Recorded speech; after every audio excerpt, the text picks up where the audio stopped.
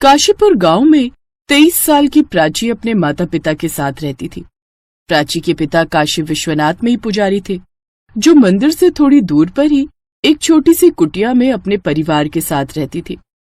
प्राची उनकी इकलौती बेटी थी। बचपन से ही अपने पिता को महादेव की भक्ति करता देख वो भी उनकी दीवानी हो गई थी और अब उसके दिन की शुरुआत भी भोलेनाथ की भक्ति से ही होती। हे शिव शंभू, हम काशीवासियों के साथ साथ इस पूरे संसार में अपने भक्तों पर अपनी कृपा बनाए रखना। प्राची जितनी बड़ी भोलेनाथ की पुजारन थी उतनी ही साफ दिल की भी थी। ऐसे ही समय बीता। कुछ समय बाद प्राची के लिए एक बहुत ही अच्छे घर का रिश्ता आता है। प्राची के नैन नक्श दिखने में काफी खूबसूरत थे, इसलिए वो देखते ही सबको पसंद आ गई। देखिए, हमें तो लड़की बहुत पसंद है और हम चाहते हैं कि जल्द से जल्द दोनों बच्चों की शादी हो जाए, क्योंकि मेरा बेटा शादी के हफ्ते भर बाद ही विदेश जाने वाला है। तो मैं चाहती हूँ कि विदेश जाने से पहले उसकी शादी हो जाए। लेकिन शादी के बाद दोनों बच्चे विदेश में ही रहेंगे। देखिए बहन जी, हमारी तो कोई जोर जबरदस्ती नहीं है, जिसको जहाँ रहना रहे, लेकिन हम कुछ वक्त बाद ही अपनी बहू को घर से बाहर भेजेंगे। पहले अभिनव विदेश में अपना काम निपटा कर आएगा, उसके बाद ही वो बहू को अपने साथ लेकर जाएगा। तब तक तो बहू हमारे साथ ही रहेगी। आपको इस बात से कोई ऐतराज तो नहीं है ना बहन जी? नहीं नहीं, भला हमें कोई ऐतराज क्यों होगा। अब तो लड़की आपकी हो गई, जहाँ मर्जी रहे। अभिनव और प्राची भी एक दूसरे को पसंद आ जाते हैं। फिर कुछ समय बाद उन दोनों की शादी हो जाती है। शादी के हफ्ते भर बाद एक रोज अभिनव विदेश के लिए चला जाता है, वो भी प्राची को बिना कुछ बताए। माँ जी, आज सुबह से अभिनव जी दिखाई नहीं दिए, पता नहीं कहाँ चले गए हैं। मैंने उन्हें पूरे घर में ढूंढा, लेकिन वो मुझे कहीं नहीं मिले। अरे बहू, तुम इतनी चिंता क्यों कर रही हो? वो तो सुबह ही विदेश चला गया है। उसकी एक अर्जेंट मीटिंग थी, इसीलिए उसे जाना पड़ा। क्या? लेकिन ऐसे कैसे? उन्होंने मुझे एक बार भी ये बात बताना जरूरी नहीं समझा। ये तुम कैसी बातें कर रही हो बहू? तुम्हें पता नहीं है क्या मेरा बेटा कितना बिजी रहता है, कितनी सारी मीटिंग होती है उसकी। बहुत मुश्किल से वक्त निकाल कर उसने शादी के लिए हाँ की थी, और अब शादी हो गई है तो वो अपने काम पर लौट गया। अब तुम चाहती हो कि वो तुम्हारे पल्लू से ही बंधा रहे, तो ये भी तो मुमकिन नहीं ना। लेकिन अब हमारी शादी हो गई और मैं उनकी पत्नी हूँ, तो उन्हें कम से कम एक बार तो मुझे बताना चाहिए था ना।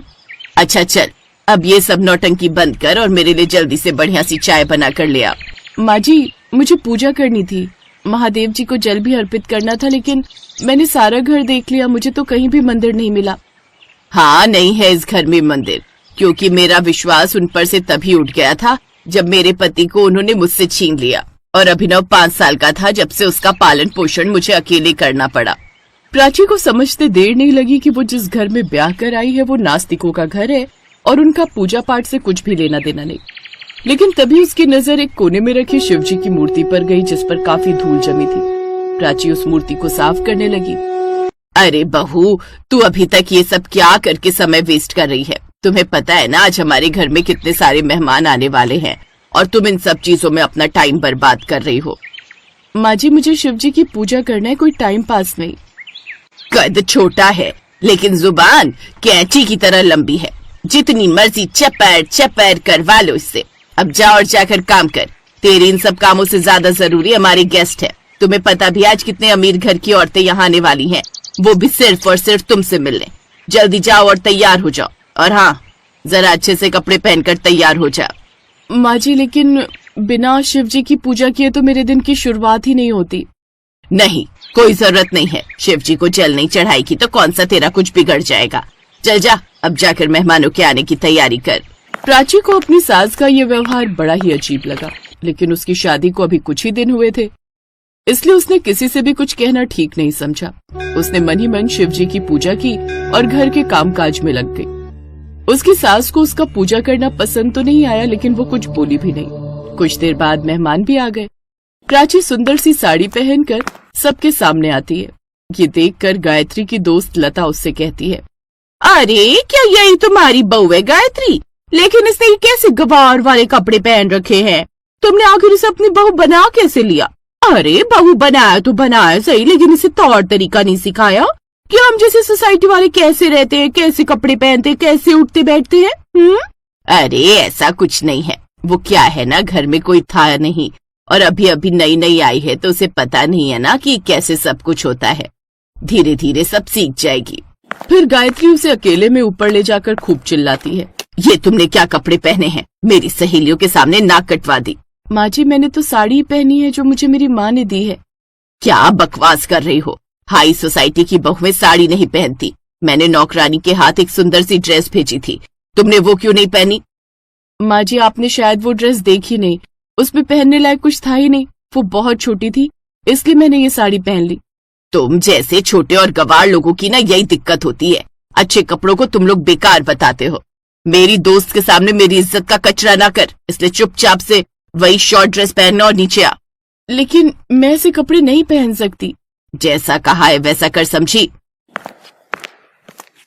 हे प्रभु मेरी समझ में तो कुछ नहीं आ रहा। जिस इंसान से मेरी शादी हुई थी वो शादी के कुछ दिन बाद मुझे छोड़कर विदेश चला गया और यहाँ रहने वाली मेरी सास इतना अजीब बर्ताव करती है। कहीं मैंने ये शादी करके कोई गलती तो नहीं कर दी। लेकिन प्राची ने अब इसे ही अपनी किस्मत मान ली। उसने उस शिवजी की मूर्ति की रोज पूजा शुरू कर दी। ये सब क्या नाटक है? मैंने कहा ना मेरे यहाँ भगवान की पूजा नहीं होती। मुझे आज के बाद ये सब नाटक नहीं चाहिए। प्राची उदास हो जाती है लेकिन वो शिवजी की पूजा करना नहीं छोड़ती। वो रोज अपनी सास से छुपकर उनकी पूजा करती और अपनी सास से छुपकर ये सब करती रहती। प्राची की सास गायत्री थोड़े गर्म स्वभाव की थी। उसके घर में वही होता था जो वो चाहती थी, इसलिए अपनी सास के आगे वो भी ज्यादा कुछ नहीं कहती। ये सब क्या है प्राची, तुमने सुबह सुबह शोर शुरू कर दिया। माँ जी ऐसा करने से शिवजी हमसे प्रसन्न होते हैं और हमारे सर पर उनकी कृपा बनी रहती है। मैंने तुम्हें कहा ना हमारे घर में ये सब नहीं होता, समझी? और तुम सुबह सुबह ये सब करके मेरा दिमाग खराब मत करो, वरना मैं तुम्हें इस मूर्ति के साथ घर से बाहर फेंक दूंगी और वही मूर्ति लेकर तुम कहीं दूर चली जाना, समझी? माँ जी मैं आपकी बहुत सुन चुकी हूँ। आप मेरे बारे में कुछ भी कहिए लेकिन मेरे शिवजी के बारे में मैं एक शब्द भी नहीं सुनना चाहती। आप चाहे कितनी भी अमीर क्यों ना हो, लेकिन आप उस भगवान की निंदा नहीं कर सकती जिसने आपको बनाया है। तुम इस पत्थर की मूर्ति यानी कि शिवजी की बहुत बड़ी पुजारन लगती हो। तो फिर ठीक है, ऐसा करते हैं, तुम भी अपने शिवजी के साथ जाकर उस मंदिर में रहो। मेरे घर में तुम्हारे लिए कोई जगह नहीं है, निकल जाओ यहाँ से। मैंने सोचा था तुम्हारी शादी मेरे बेटे से होगी तो तुम्हारी जिंदगी बदल जाएगी, लेकिन तुम गरीबों को तो बस इन पत्थर की मूर्तियों से प्यार होता है। अभी का भी निकल जाओ यहाँ से। मैं खुद ऐसी जगह नहीं रह सकती जहाँ मेरे भोलेनाथ की पूजा ना हो, इसलिए मैं वापस अपने मायके जा रही हूँ। जहाँ मेरे शिवजी का अनादर हो मैं वहाँ बिल्कुल नहीं रह सकती। इतना कहकर प्राची वापस अपना सामान लेकर अपने मायके चली जाती है। उसके और भगवान की उस मूर्ति के घर से जाते ही गायत्री के घर की बरकत भी चली जाती है। अचानक से उसकी तबीयत खराब हो जाती है। उधर अभिनव को भी बिजनेस में काफी लॉस होता है और वो भी वापस इंडिया आ जाता है। तुमने भोलेनाथ की पुजारन को मायके भेजकर ठीक नहीं किया। भोलेनाथ तुमसे रुष्ट हो गए हैं, जिस कारण तुम्हारे घर की ये हालत हुई है। अगर वो वापस आ जाए तो सब ठीक हो जाएगा। अब गायत्री और अभिनव को अपनी गलती का एहसास होता है और वो प्राची से जाकर माफी मांगते हैं। हमें माफ कर दे बहू, हमसे गलती हो गई जो हमने भोलेनाथ और उनकी पुजारन का अपमान किया। अब से तुम्हारे साथ साथ हम सब भी महादेव की पूजा करेंगे। अब प्राची खुशी खुशी अपने ससुराल आ जाती है, जहाँ उसके परिवार के साथ मिलकर वो खुशी खुशी रहने लगती है।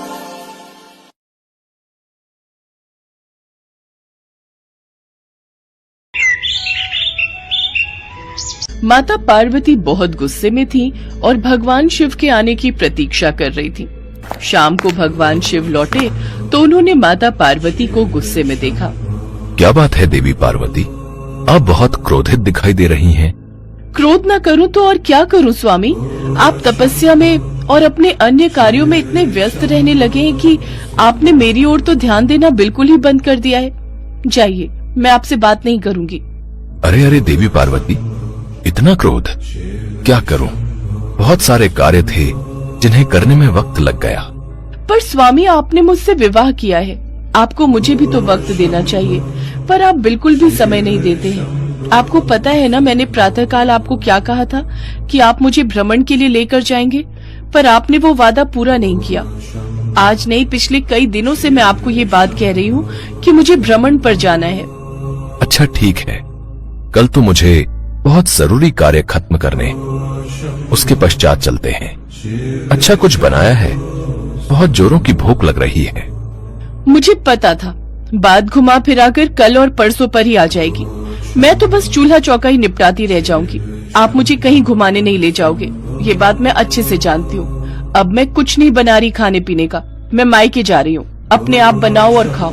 जब आप मेरी परवाह नहीं करते तो मैं क्यों आपकी परवाह करूँ? गणेश और कार्तिकेय का भी भोजन बना देना। आखिर पता तो चले आपको मेरी कितनी कमी महसूस होती है। क्या तुम मायके जा रही हो? अरे पार्वती, ऐसा मत करो। तुम जानती हो तुम्हारे बिना मैं अधूरा हूँ। मैं ये सब चूल्हा चौका, घर गृहस्थी कैसे संभालूंगा? ये सब मेरे बस की बात नहीं है। अरे पार्वती सुनो तो। अच्छा हम चलेंगे घूमने। अब ऐसे रूठ कर मत जाओ। नहीं, मैं जा रही हूँ। अब मैं कुछ दिनों बाद ही लौटूंगी। माता पार्वती पूरी तरह से रूठ चुकी थी। भगवान शिव जानते थे अब वो कुछ दिनों के बाद ही जब खुद उदास होंगी तो लौट आएंगी, पर कब ये नहीं पता था। माता पार्वती मायके चली जाती है और घर की और बच्चों की सारी जिम्मेदारी अब शिव जी पर आ जाती है। भूख लगी है, भूख। पिताश्री जल्दी जल्दी भोजन लाइए। भूख से मेरे पेट में दर्द हो रहा है। मुझे भी बहुत जोरों की भूख लगी है पिताश्री, जल्दी से भोजन लाइए। हाँ हाँ ला रहा हूँ। नंदी जरा मेरी मदद करो। मैंने रोटियां तो बना ली हैं, तुम बस मेरे साथ बच्चों को देने में मदद करो। ठीक है प्रभु। पिताश्री ये आलू की सब्जी है या पानी की सब्जी? इसमें आलू तो कहीं दिखाई ही नहीं दे रहे, केवल पानी ही पानी दिखाई दे रहा है। नहीं नहीं, आलू की सब्जी है। देखो खाकर, बहुत स्वादिष्ट बनी है। पिताश्री रोटियां तो जली हुई हैं, एक भी रोटी ऐसी नहीं जो हम खा सके। आपने सारी रोटियां जला दी। कार्तिकेय भैया, लगता है माताश्री की अनुपस्थिति में हमें तब तक ऐसा ही भोजन मिलेगा जब तक कि वो लौट नहीं आती।